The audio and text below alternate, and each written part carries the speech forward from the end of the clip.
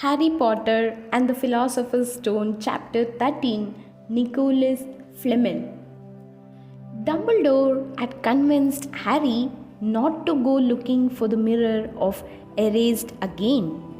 And for the rest of the Christmas holidays, the invisibility cloak stayed folded at the bottom of his trunk. Harry wished he could forget what he had seen in the mirror as easily. But he couldn't. He started having nightmares.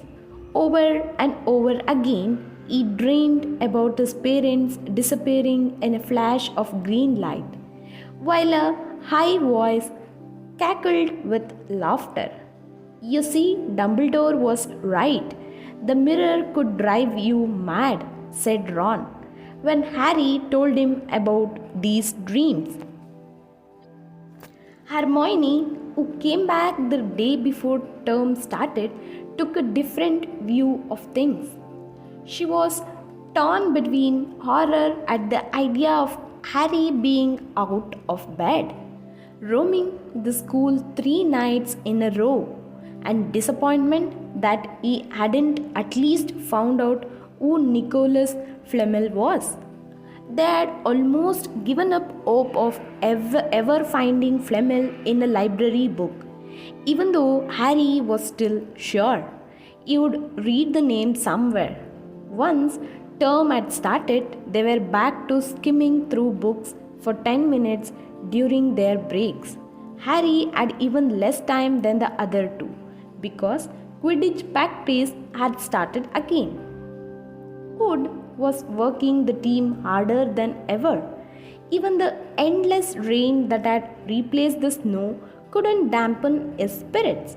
The Weasleys complained that Wood was becoming a fanatic, but Harry was on Wood's side. If they won their next match against Hufflepuff, they would overtake Slytherin in the house championships for the first time in 7 years. Quite apart from waiting to win, Harry found that he had fewer nightmares when he was tired out after training. Then, during one particular wet and muddy practice session, Wood gave the team a bit of bad news. He had just gotten very angry with the Weasleys, who kept dive-bombing each other and pretending to fall off their brooms. Will you stop messing around? He yelled. That's exactly the sort of thing that will lose us the match. Snape's refereeing this time, and he will be looking for any excuse to knock points off Gryffindor. George Weasley really did fall off his broom at these words. Snape's refereeing, he spluttered through a mouthful of mud. When has he ever referred a Quidditch match? It's not going to be fair if we might overtake Slytherin. The rest of the team landed next to George to complain too. It's not my fault, said Wood.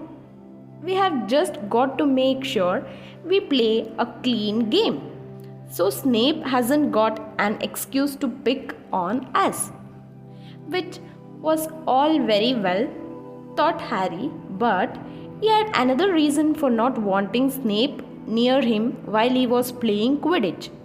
The rest of the team hung back to talk to one another as usual at the end of practice. But Harry headed straight back to the Gryffindor common room where he found Ron and Hermione playing chess. Chess was the only thing Hermione ever lost at, something Harry and Ron thought was very good for her. Don't talk to me for a moment, said Ron when Harry sat down next to him. I need to concern. He caught sight of Harry's face. What's the matter with you? You look terrible. Speaking quietly so that no one else would hear, Harry told the other two about Snape's sudden, sinister desire to be Quidditch referee. Don't play, said Hermione at once. Say you are ill, said Ron. Pretend to break your leg, Hermione suggested. Really break your leg? Said Ron. I can't, said Harry. There isn't a reserve seeker. If I back out, Gryffindor can't play at all. At that moment, Neville toppled into the common room. How he had managed to climb through the portrait hole was anyone's guess, because his legs had been struck together with what they recognized at once as the leg locker curse.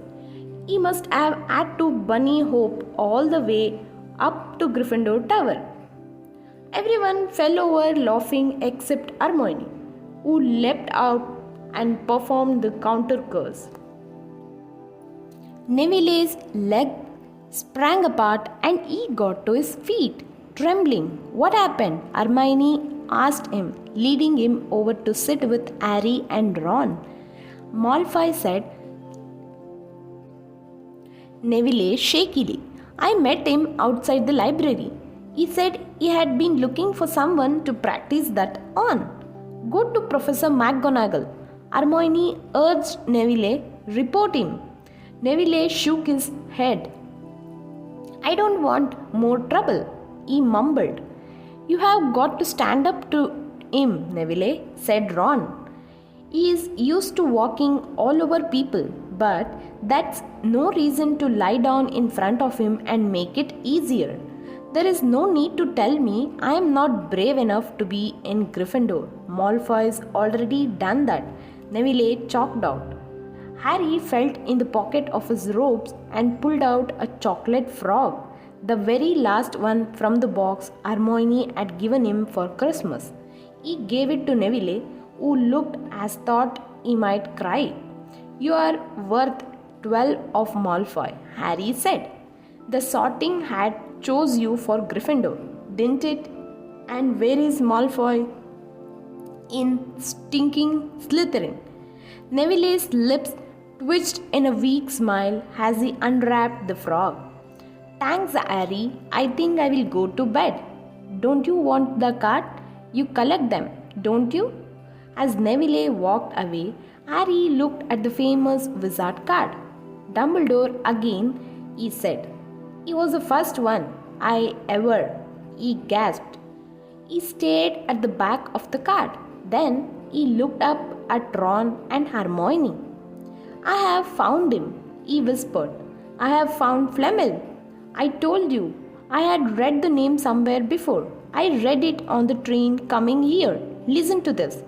Dumbledore is particularly famous for his defeat of the dark wizard Grindelwald in 1945, for the discovery of the 12 uses of dragon's blood, and his work on alchemy with his partner Nicholas Flamel.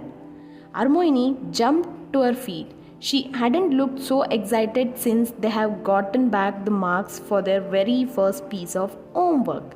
Stay here, she said, and she sprinted up the stairs to the girls' dormitories.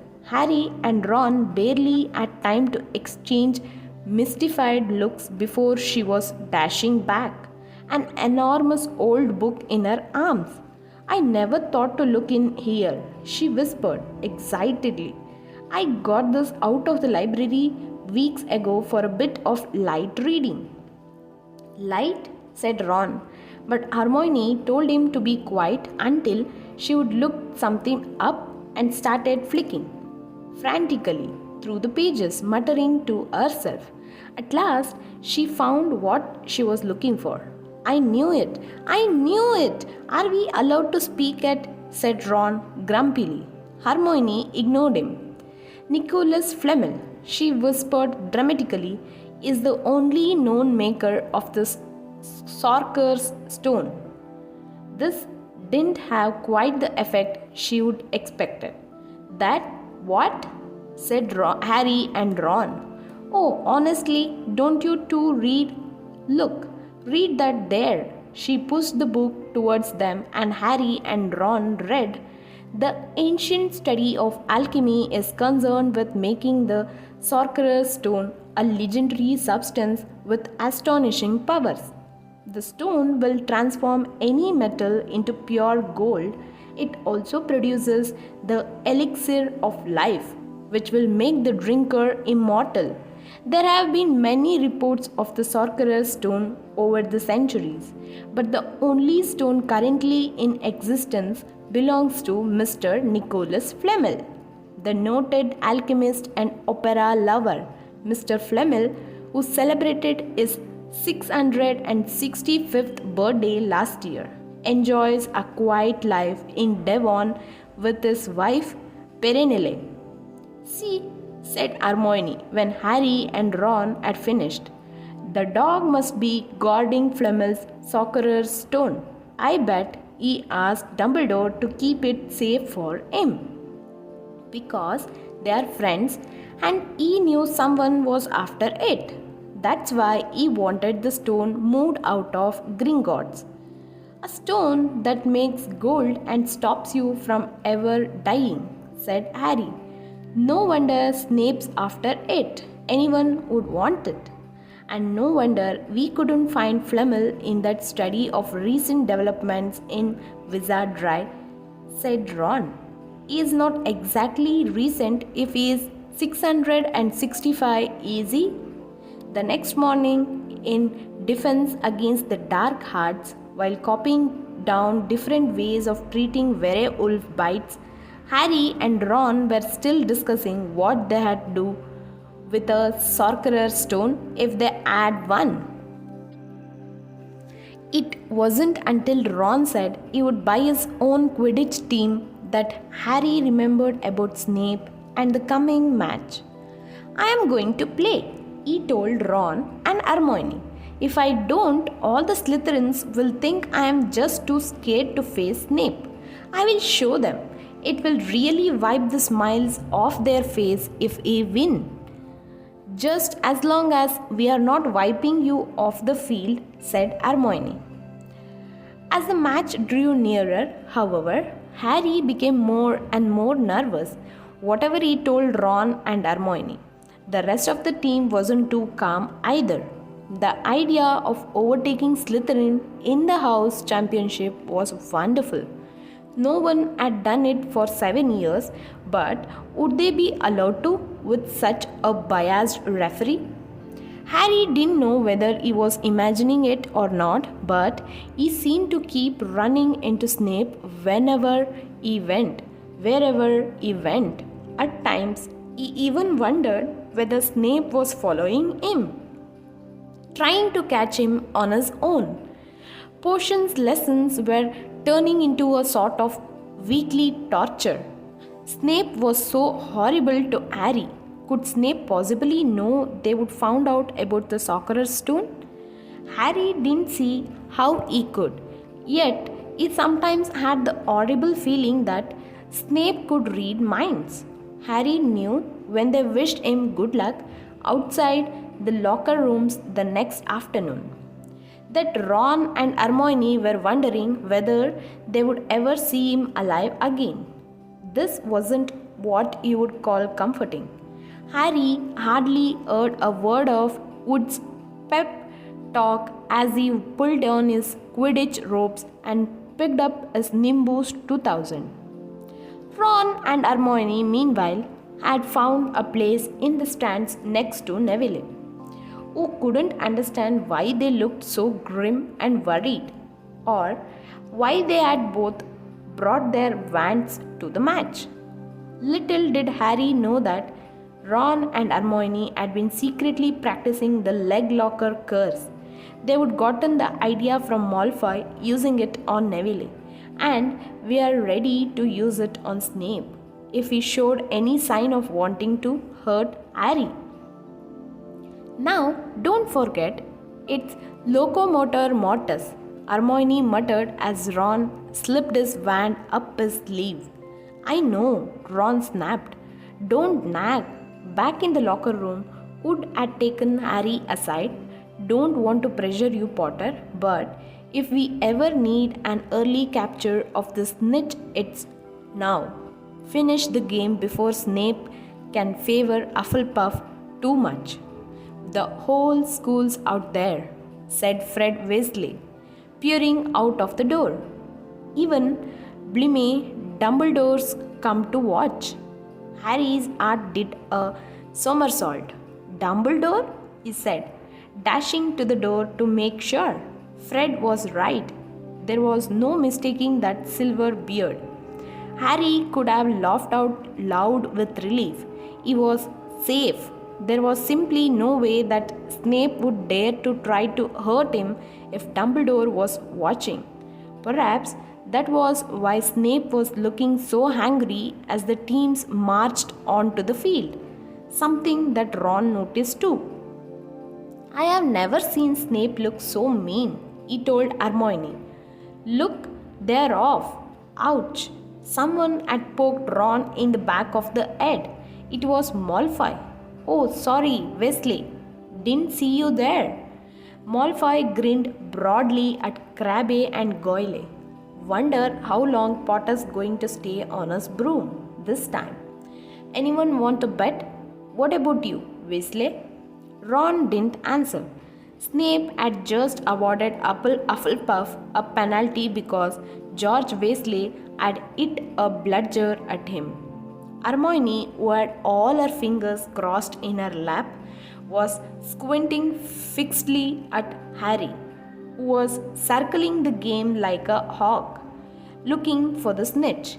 You know how I think they choose people for the Gryffindor team, said Malfoy loudly a few minutes later, as Snape awarded Hufflepuff another penalty for no reason at all. It's people they feel sorry for. See, there is Potter, who's got no parents. Then there is the Weasley, who have got no money. You should be on the team. Longbottom, you have got no brains. Neville went bright red but turned in his seat to face Malfoy. I am worth 12 of you, Malfoy.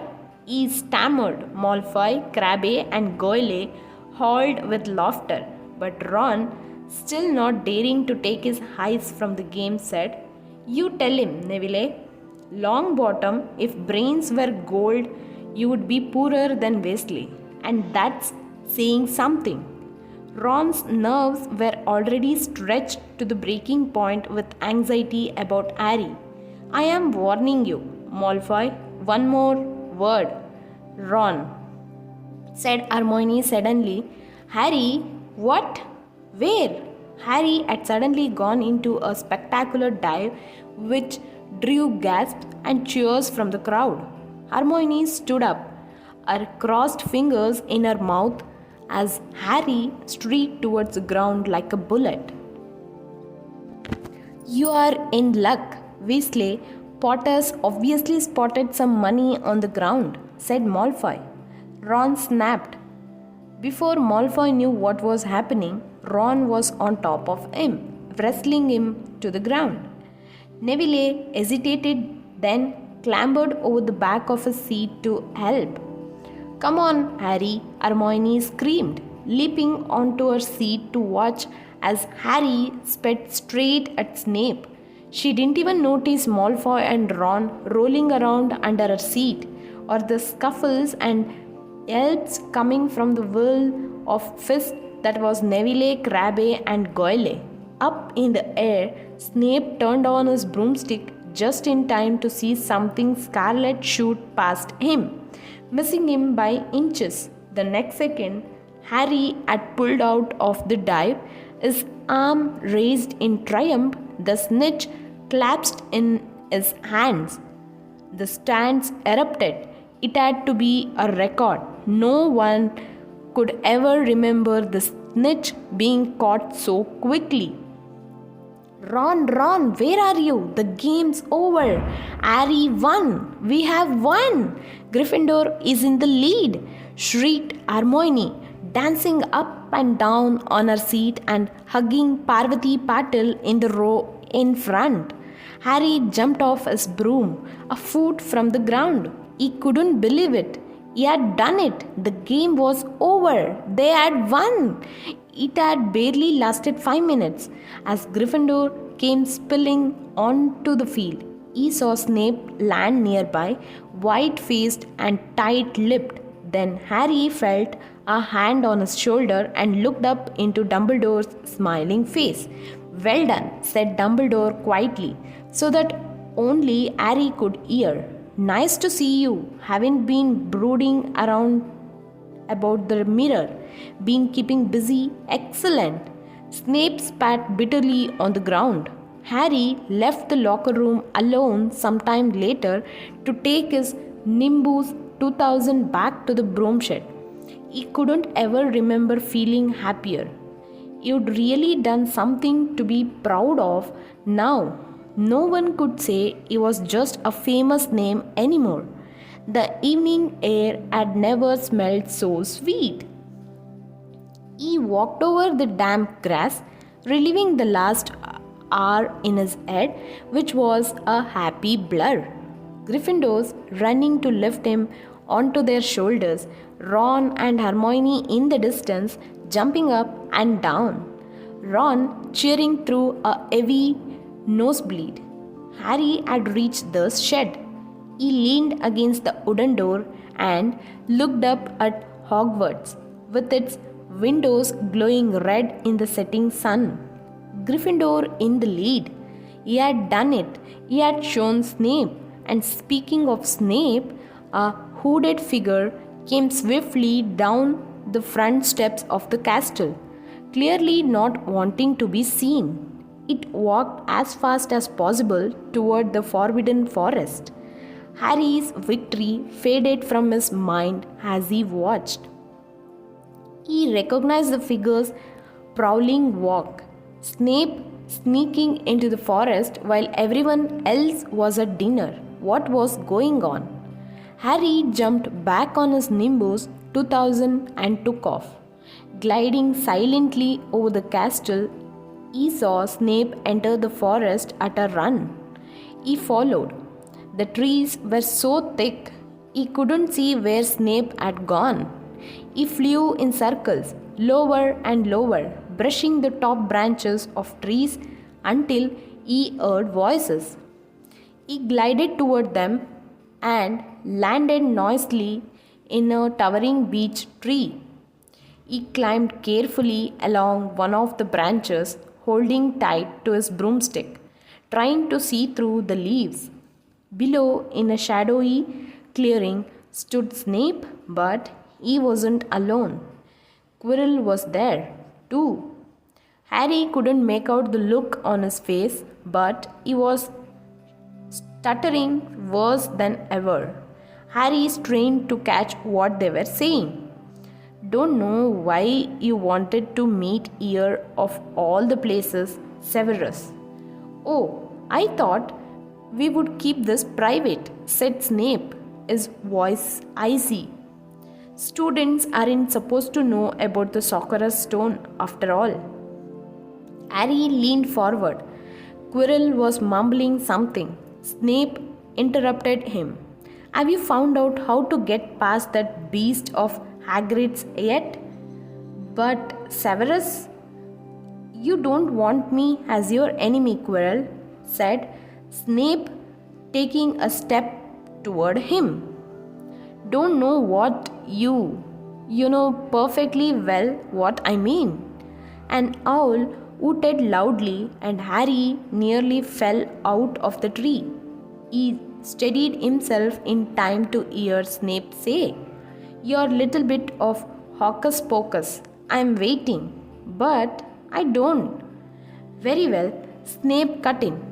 We will have another little chat soon when you have had time to think things over and decided where your loyalties lie.